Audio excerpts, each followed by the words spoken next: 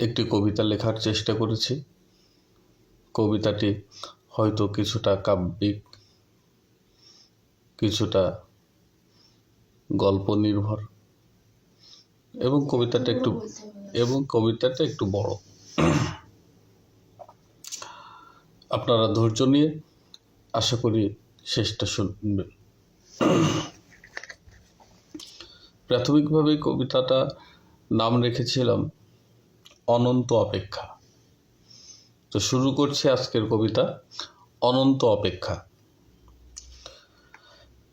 আজ আকাশে আধফালি চাঁদ, কিছুটা মেঘ থাকা সত্ত্বেও আশ্বিনের মায়াবী আধো জ্যোৎস্নায় ভেসে যাচ্ছে উঠোনে শুকোতে দেওয়া ভেজা পাট। চৌকো উঠোনের দক্ষিণ পাশে দাঁড়িয়ে থাকা বুড়ো শিউলি গাছের মাথা মুড়িয়ে গেছে সাদাটে লাজুক লাল কুড়ির বাহারে। গাঢ় সবুজ পাতার ভিতর দিয়ে হলুদ ডাঁটার মাথায় লালের চারপাশ গোলাপি আভা মিশ্রিত সাদা পাপড়ির কি অদ্ভুত সমীকরণ।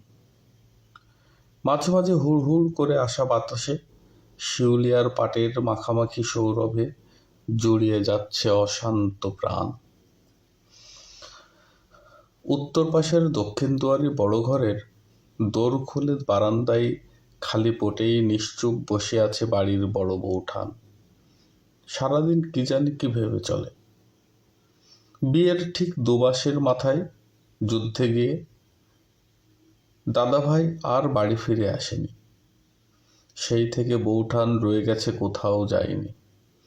বাপের বাড়ির লোক কত কিছু বুঝিয়েছে, কোনো কাজ হয়নি। মুখ বুজে সংসারের দায়িত্ব কাঁধে নিয়েছে, খেটে গেছে ভূতের খাটুনি। নীরবে সকলের যন্ত্রণা সয়ে গেছে, কখনো দুটি ঠোঁট এক করেনি। আদরে আদরে মমতায় আগলে এই চাষাভুষাদের মানুষ করেছে সন্তান স্নেহে। সেই কবে যুদ্ধ শেষ হয়েছে, আমরা বড় হয়েছি, বড় চাকরি পেয়েছি, সংসার পেতেছি, বছর 25 পেরিয়েও এসেছি। বউঠানের দৃঢ় বিশ্বাস দাদা ফিরে আসবে। ওই শিউলি গাছের তলা দিয়ে দাদা ফিরে আসবে, যেখানে দাঁড়িয়ে কথা দিয়েছিল তার প্রিয়তম স্বামী। জন্মভূমির পবিত্র মাটি থেকে হত্যাকারী, বাংলার মা বোনের ইজ্জত লুণ্ঠনকারী অত্যাচারী পাকিনরু পশুদের রেখে দিয়ে মাতৃভূমিকে মুক্ত করে সে বাড়ি ফিরবে।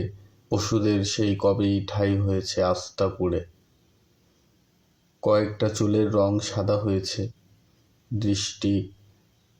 দৃষ্টির সীমা ঝাপসা হয়েছে। শিউলি গাছটাও বড্ড বেশি বুড়িয়ে গেছে। দীর্ঘকায় বউঠানের পেটানো শরীরে বিকেল নেমেছে, তবু দাদার ফেরার কোনো নাম নেই। তাতে বউঠান যেন এতটুকু বিচলিত নয়।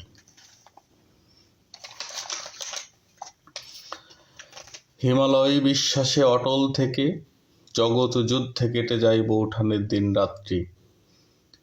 এ যুদ্ধ বড়ই নির্মম, নিষ্ঠুরতায় ভরপুর। এ যুদ্ধের কোনো সহযোদ্ধা নেই। এ যুদ্ধে লাগে না কোনো বন্দুক কামান।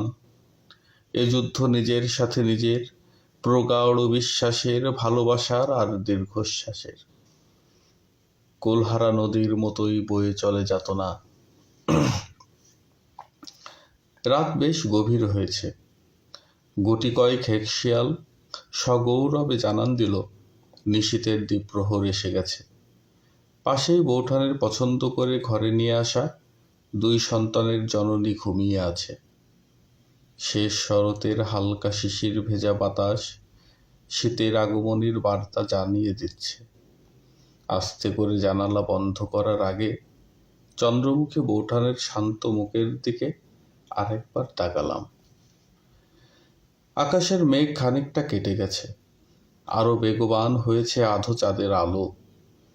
আধো চাঁদের ফুটন্ত জ্যোৎস্নায় ভেসে যাচ্ছে পাট শুকোতে দেওয়া পুরনো উঠোন বাড়ি।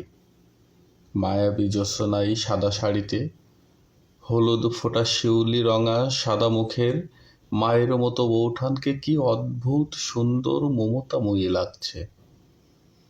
নির্বাক বৌঠান নিষ্পলক চেয়ে আছে শেউলির পথ ধরে উঠোনের দক্ষিণে। মৃদু বাতাসের সাথে একটা হিম স্রোত বয়ে গেল আমার শির দাঁড়াবে।